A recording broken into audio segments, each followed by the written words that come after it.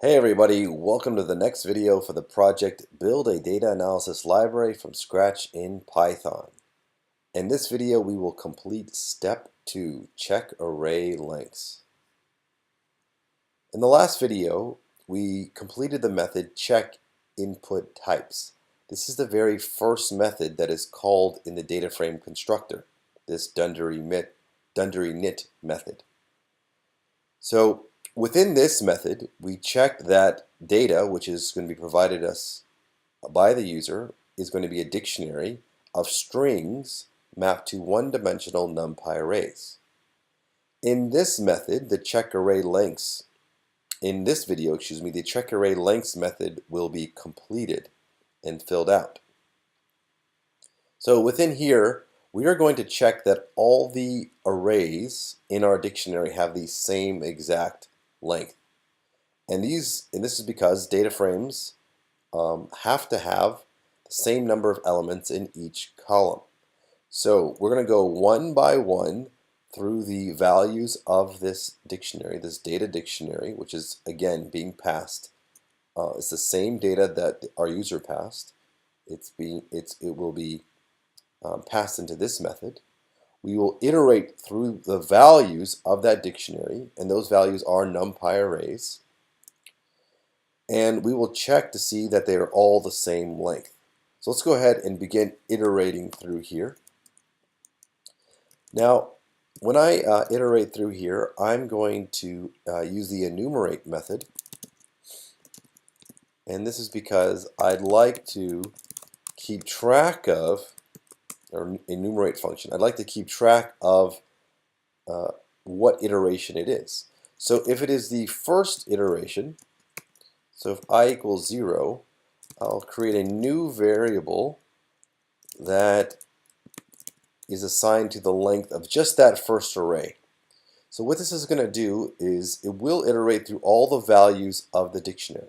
So the values method returns an iterable object that of just the values of your dictionary. In this case, these are NumPy arrays. So for the very first iteration, so I equals 0, what I'm going to do is assign this variable length to the length of the first array.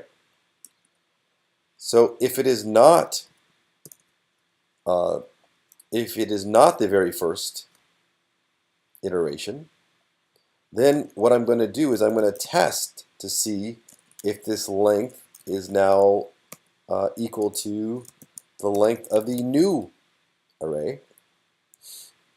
So value again is just the next NumPy array. So if there is a mismatch in length between the first one, so length is equal to the length of the very first array versus the current array length, then we will raise a value error. And we can say something like all arrays must be the same length. And that should do it. So I still have my Jupyter notebook open. If I go back over here to the notebook, this is where it was left off at. So this was a valid way of constructing, let me get rid of this, our data. Excuse me, I must have restarted the notebook. Okay, so I'm passing it a dictionary of a string mapped to a NumPy array. This is R1. Now, I'm going to create another array, but in this array, I'll just have 2 elements in it instead of 3, and I'll just use the string B to map it to R2. So and I can get rid of this. So data is a dictionary that has 2 elements in it. It has A mapped to R1 and B mapped to R2. So there are different lengths, so this should trigger that error, and it does. Good. So it says value error, all arrays must be the same length. So if I go back up here and I add just one more element to this array, so now that they're both 3 elements in length, this should not trigger the error, and it doesn't. So that completes.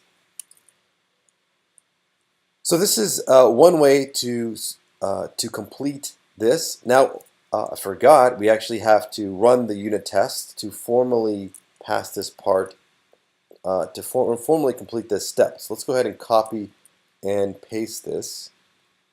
So it's going to go and run the very next test in that test data frame creation class, which is in the test data frame.py file. Let's go ahead and see if we pass, and we do. So we have one pass, so there's only one test that I ran, and it's just a green dot, which just signifies that it has passed. Okay, great. So we passed step 2, which was verifying that all of the array lengths were the exact same.